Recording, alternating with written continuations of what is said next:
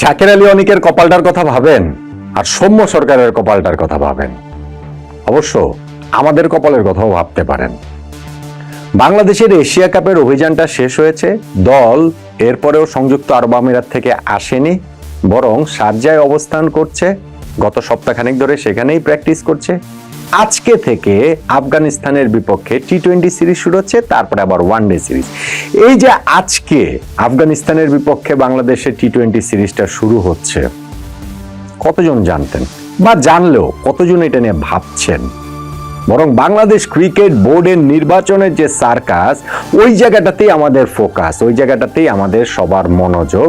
মাঠের ক্রিকেট ছাপিয়ে আমরা ওই জায়গাটাতেই বেশি করে পড়ে রয়েছি। তারপরেও ক্রিকেট তো এগোবে, খেলা তো চলবেই। আমাদের জাতীয় দলে এশিয়া কাপের ফাইনালে খেলার একটা বাস্তব সম্মত সম্ভাবনা তৈরি করেছিল, কিন্তু সেই সম্ভাবনাটা নিজেরাই আবার পায়ে দোলে পায়ে পিষে নষ্ট করেছে। এখন এখান থেকে আবার বাংলাদেশের রিকভারি ফেজে কতটা যেতে পারবো, আরেকটা বিগ টুর্নামেন্টের আগে, লেটসে হচ্ছে আগামী বছর যে আমাদের টি-20 ওয়ার্ল্ড কাপ রয়েছে, ইভেন্ট টু ইভেন্ট যদি আমরা বলি, tournament to tournament, big tournament to big tournament, তাহলে এশিয়া কাপের আমাদের এই জায়গাটা থেকে শিক্ষা নিয়ে আমরা আগামী বিশ্বকাপের জন্য কতটা প্রিপেয়ার্ড হতে পারবো, এবং সেইখান থেকে মিশনটা আমাদের আজকে থেকেই শুরু হচ্ছে আফগানিস্তানের বিপক্ষে সিরিজ দিয়ে। জাকের আলী অনিকের কপালের কথা বলছিলাম এই কারণেই যে ভদ্রলোক বাংলাদেশ জাতীয় ক্রিকেট দলের ক্যাপ্টেন, যিনি এর আগে কখনোই কোনোদিন কোনো পর্যায়ে রেকগনাইজ ক্রিকেটে ক্যাপ্টেন্সি করেননি। তিনি বাংলাদেশের বয়সভিত্তিক দলগুলো, সে আন্ডার-17, আন্ডার-19 সেগুলোর ক্যাপ্টেন ছিলেন না। তিনি বাংলাদেশের ডোমেস্টিক ক্রিকেট, সেটা ডিপিএল বলুন কিংবা বিপিএল বলুন কিংবা ধরেন এনসিএল বলুন, কোথাও তিনি আসলে ক্যাপ্টেন ছিলেন না। ডেজিগনেটেড ক্যাপ্টেন তিনি কোনো জায়গাটাতেই ছিলেন না। অথচ জাতীয় দলে এসে তিনি ক্যাপ্টেন হয়ে গেছেন।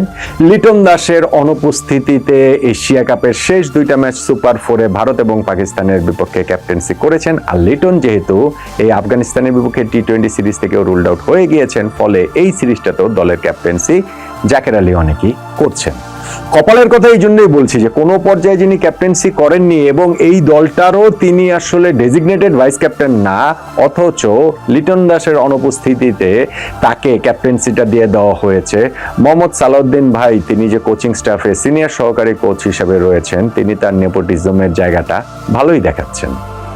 জাকের আলী অনিকের জন্য কিন্তু এই সিরিজটা গুরুত্বপূর্ণ, খুবই গুরুত্বপূর্ণ। একে তো বিভিন্ন সময়ে তার বিভিন্ন ব্যর্থতা রয়েছে, তবে সেগুলো আবার একটু আড়ালেও চলে যেত, কিন্তু যখন এবার তিনি ক্যাপ্টেন হয়েছেন, পুরো জিনিসটা কিন্তু অনেক বেশি এক্সপোজ হয়ে যাচ্ছে। স্পেশালি এই টুর্নামেন্ট শুরু করার আগে তার ওই পাওয়ার হিটিং নিয়ে, আমাদের যে ফিনিশার তিনি সেইটা নিয়ে, জুলিয়ান উডের সাথে কাজ নিয়ে, সেগুলো নিয়ে অনেক আলোচনা, অনেক কথাবার্তা হয়েছে। এবং কিন্তু ফাইনালি গিয়ে আমরা পারফরমেন্স দেখলাম যে এশিয়া কাপের 6টা ম্যাচ খেলে তিনি একটা ছক্কাও মারতে পারেন নাই।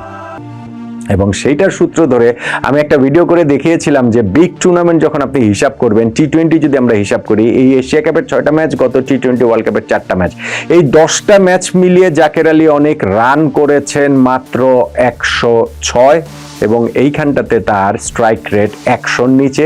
এই দুইটা টুর্নামেন্ট মিলিয়ে তিনি ছক্কার যে সংখ্যাটা, সেই ছক্কার সংখ্যাটা হচ্ছে গিয়ে 0, একটা ছক্কাও মারতে পারেননি। 4ও মেরেছেন, টোটাল এই 10 ম্যাচে মাত্র 8টা। সো দুইটা বড় টুর্নামেন্টের যেই ক্রিকেটারের স্ট্রাইক রেট 100-র নিচে, 10টা ম্যাচ খেলার পরেও কোনো ছক্কা নেই, মাত্র 8টা 4, তার হাতে যখন ক্যাপ্টেন্সিটা চলে যায়, সেটা শুধু আপৎকালীন একটা টুর্নামেন্টের মাঝপথে পেয়ে দুটো ম্যাচ নয়, বরং একটা পুরো সিরিজের জন্য, তখন তো আসলে তার কপালকে একটু ঈর্ষা করতেই পারেন আপনি। আর সৌম্য সরকারের কপালের কথা বলছিলাম, সেটা আবার দুর্ভাগ্যের কারণে। দুর্ভাগ্য হয়তো না, বাংলাদেশ ক্রিকেট বোর্ডের এই জায়গাটাতে প্রায়োরিটি নাই সেভাবে বলতে পারেন। আজকে আফগানিস্তানের বিপক্ষে বাংলাদেশের ম্যাচ, আজকেও তিনি ঢাকাতেই রয়েছেন, বাংলাদেশে রয়েছেন, দলের সঙ্গে গিয়ে যোগ দিতে পারেন নাই।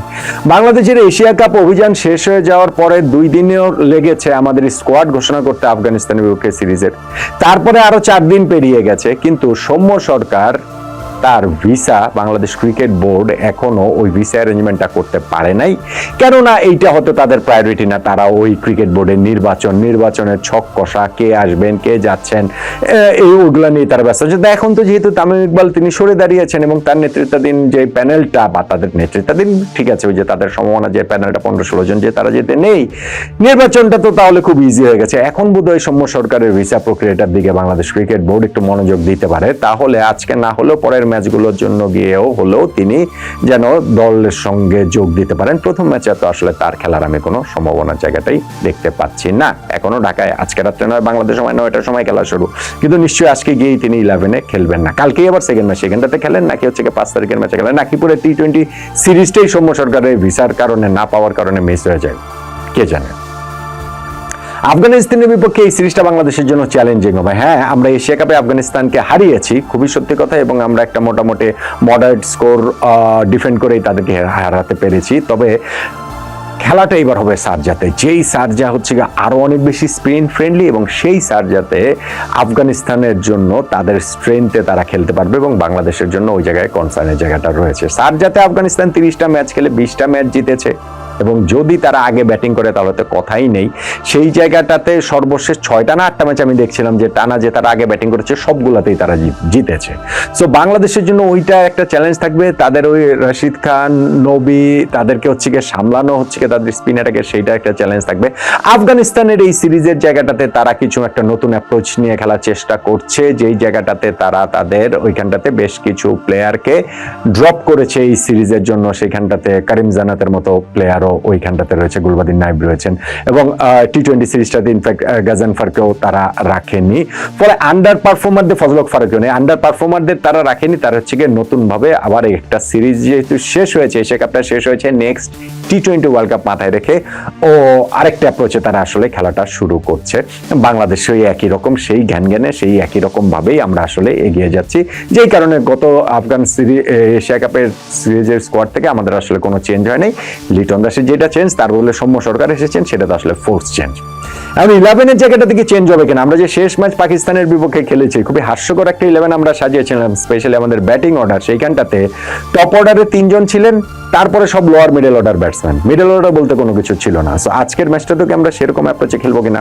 সৌম্য সরকার যদি থাকতে পারতেন, অ্যাভেলেবেল থাকতেন, এই ক্ষেত্রে টিম ম্যানেজমেন্টের হাতে একটা বাড়তি অপশন থাকতো। কিন্তু এখন সাইফ হাসানের সঙ্গে আবার সেই টিমের 3 ওপেনারের মধ্যে সাইফ হাসান এখন প্রথম চয়েস হয়ে উঠেছেন, সঙ্গে পারভেজ হোসেন ইমন, তানজিদ তামিমকে ঘুরিয়ে ফিরে খেলানো হচ্ছে। আজকে কি তাদের দুইজনকেই খেলানো হবে কিনা? তাওহিদ হৃদয় আবার মিডল অর্ডারে চলে যাবেন কিনা? ওই পাকিস্তানের বিপক্ষে ম্যাচে যে জঘন্য ব্যাটিং করেছে আমাদের মিডল অর্ডারে, সেই শেখ মাহেদি কিংবা নুরুল হাসান সোহান কিংবা জাকের আলী অনেকরা, তারা কি আসলে আজকের ওই কি বলে চলে ওই জায়গাটা থেকে তারা ঘুরে দাঁড়াতে পারবেন কিনা? স্পিন অ্যাটাকে বা বোলিং অ্যাটাকের ওই জায়গাটাতে আমরা কি আফগানিস্তানের বিপক্ষে 6-5 ফর্মুলাতেই যাব, 6 ব্যাটসম্যান 5 বোলার নিয়ে যাব, এবং সেইখানটাতেও কি আমরা 2 স্পিনার এবং 3 পেসার নিয়ে যাব, নাকি শারজাতে যেহেতু উইকেট অনেক বেশি স্পিন ফ্রেন্ডলি, আবুধাবির চেয়ে দুবাইয়ের চেয়ে বেশি, তো ওইখানটাতে আমরা 3 স্পিনার নিয়ে আসলে খেলবো কিনা? সেই ক্ষেত্রে রিশাদ, নাসুম, শেখ মাহেদি সবাইকেই খেলানো হতে পারে, আর 2 পেসার হলে সেইখানটাতে তো আমাদের মুস্তাফিজ, তাসকিন তারাই, তাদেরই ফার্স্ট চয়েস হওয়ার কথা। রেস্ট টেস্টের বিষয়টি সেগুলো আসলে মানে মাথায় রেখেও ওইটা বলতে হচ্ছে। সো আজকে আফগানিস্তানের বিপক্ষে এই সিরিজটা যে শুরু হচ্ছে, সেটা একটু লো কি সিরিজ, এটা আসলে ঠিক ওরকম হাইপ নাই। এশিয়া কাপটা জাস্ট শেষ হয়েছে, এবং সেইখানটাতে শেষ পর্যায়ে গিয়ে আমাদের যে স্বপ্নভঙ্গটা হয়েছে, ফাইনালে খেলতে পারিনি, সেই কারণেই আমাদের কি বলা চলে যে একটুখানি ওইখানটাতে আমাদের হাইপটা কম। আর বিসিবি নির্বাচন নিয়ে হাইপটা এত বেশি for all the wrong reasons, সেই কারণেও এই আফগানিস্তান সিরিজের দিকটাতে আমরা হাইপটা আসলে একটু কম বলে আমার কাছে মনে হচ্ছে, আগ্রহের জায়গাটা কম। তবে ক্যাপ্টেন জাকের আলীর যে লাক, সেই লাকের ছোঁয়ায় যদি বাংলাদেশ আবার এই সিরিজটা আফগানিস্তানকে হারিয়ে দিতে পারে, দ্বিপাক্ষিক সিরিজে তো আমরা ভালো খেলি, আমরা বিগ টুর্নামেন্টে যে পারি না, কিন্তু দ্বিপাক্ষিক সিরিজে তো আমরা এশিয়া কাপের আগেও তো পাকিস্তানকে হারিয়েছি, শ্রীলঙ্কাকে হারিয়েছি, নেদারল্যান্ডস এটা নয় বাদে দিলাম। সো এইখানটাতে বাংলাদেশ একটা ফাইট শো করবে, এবং আফগানিস্তানের বিপক্ষে series I am not sure যে বাংলাদেশ আসলে ফেভারিট হিসেবে সিরিজ খেলতে নামবে কিনা। এশিয়া কাপে আমরা তাদেরকে হারিয়েছি, আমরা সুপার 4-এ খেলেছি, আফগানিস্তান সুপার 4-এ খেলেনি, কিন্তু যখন আমরা সারজাতে দ্বিপাক্ষিক সিরিজ আফগানিস্তানের বিপক্ষে খেলছি, আমার মনে হয় না যে বাংলাদেশ এই সিরিজ ফেভারিট হিসাবে খেলতে নামবে, বরং কিছুটা আন্ডারডগ থেকেই বাংলাদেশ খেলতে নামবে। এবং সেই আন্ডারডগ বাংলাদেশ, লিটন দাসবিহীন বাংলাদেশ, জাকের আলী অনিকের বাংলাদেশ কি আফগানিস্তানকে হারিয়ে সিরিজটা জিততে পারবে? সেই ক্ষেত্রে আজকে প্রথম ম্যাচ জেতাটা তো ভীষণ ভীষণ ভীষণ রকম প্রয়োজন। পারবে বাংলাদেশ?